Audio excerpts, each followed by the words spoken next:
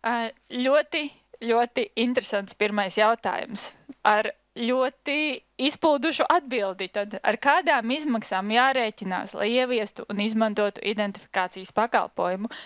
Man liekas, viens no ikdienām biežāk uzdotiem jautājumiem, protams, un visai loģiski, un tā atbilde nepalīdzēs nevienam, es domāju, jo viss ir atkarīgs, kurš viesīs, kur viesīs, kāpēc viesīs.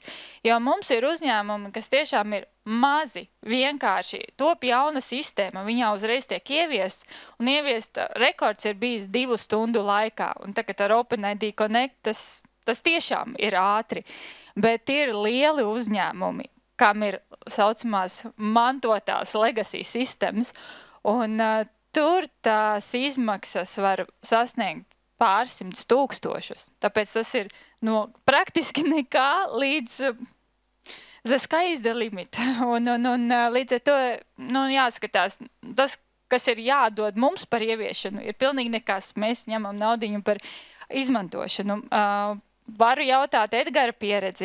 Edgars ir palīdzējis daudz uzņēmumiem, un viņam apmēram, es domāju, ir ļoti labi izkristalizējies, ja ir konkrēta situācija, kad kaut kur vajag ieviest. Es domāju, Edgars ļoti precīzi varēs pateikt, ko tas nozīmē.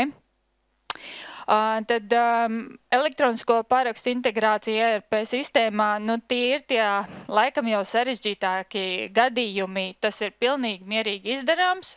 Arī es pieļauju, Edgaram ir brīnišķīgi risinājumi, kā to izdarīt. Varbūt gribi nokomentēt, es pieļauju, tur ir mikrofons. Arī kāds. Nē, tur ir.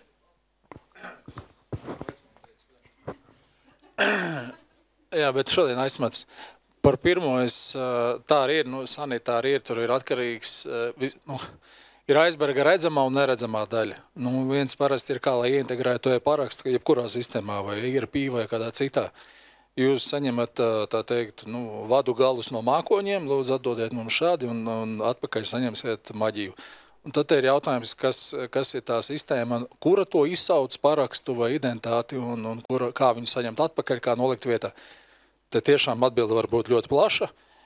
Ja izmanto risinājumus tādus kā mūsu, tad tie tur maksā sākot no 100 eiro mēnesī. Es to varu pateikt noteikti. Daudzi tūkstoši mēnesī tur nav bijis vēl līdz šim. Ja kādam interesē cipari. Mēs, piemēram, savus risinājumus dodam nomāt atkarībā no tā, cik intensīvi tika izmantots. Tā skaitā ERP sistēmās.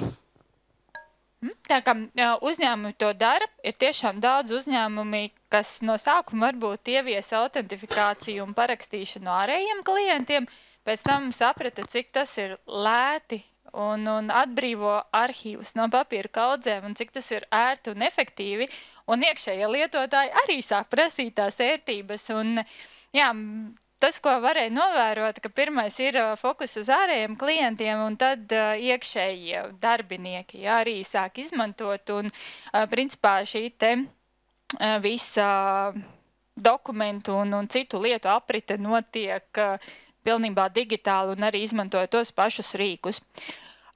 Trešais jautājums, vai var apliecināt identitāti filiālā bez dokumenta? Protams, ja pakalpojums sniedzējs, vai tā ir banka vai cits finanšu pakalpojums sniedzējs vai kā cits uzņēmums, kas apkalpo, varētu atsaukties uz LMT, jums arī filiāls, piemēram, apkalpo klientus arī attālināti. Jebkurā filiālē var novietot kādu digitālo rīku, fizisko rīku, kas nolasa to pašu Smart ID identifikācijas informāciju. Vēl ērtāk tas noteikti būs ar šo te QR risinājumu.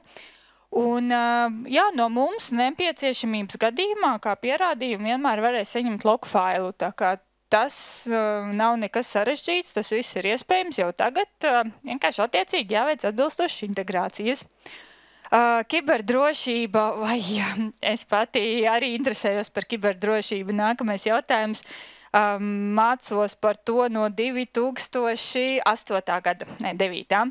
Un par to varētu runāt ilgi. Par to mēs varbūt varam individuāli pēc tam parunāt.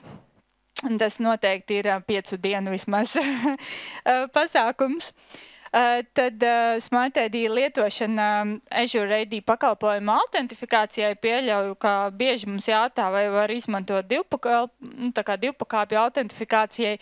Tas atkal arī ir jūsu brīva izvēle. Jūs vēlaties tā izmantot, izveidojot šo te integrāciju tā, lai tas atbalsta šo nepieciešamību. Un diezgan daudz uzņēmumu par to ir domājuši, un es pieļauju, kāds arī to ir izdarījis. Kā integrēt? Tad, kad sūtīsim materiālus, aizsūtīsim linkus GitHub uz tehnisko dokumentāciju, mums ir demo vide, mēs neprasam nekādu informāciju no jums vai līgumus, lai ietu mūsu demo vidē, izmēģinātu, paspēlētos, kā strādā autentifikācija, kā strādā parakstīšana, visu var izdarīt līdz brīdim, kad ir jāpāriet produkcijas vidē, tad gan ir jānoslēdz līgums. Un šis ir tas filozofiskais slaids, tendences un izmantošanas iespējas. Es domāju, ka tas ir ar uzviju atbildēts ar visām šīs dienas prezentācijām.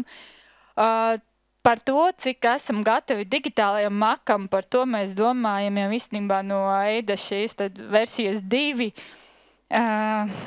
pirmās sarunas, un tas, kur mēs sevi redzam arī izriet no Edgara un Mārtiņa prezentācijām, mēs sevi redzam šos atribūtu pakalpojumos, ja, piedāvāt atribūtus, vai tas ir vecums, vai tas ir vārds, vai īpašie statusi, pabalsta, vēl kaut kas, nu, kā saka, arī debesis var būt ierobežojošais faktors un daudz, kas ir iespējams, un mēs tieši fokusēsimies nevis uz to tehnisko daļu, bet uz šo te pakalpojumu daļu.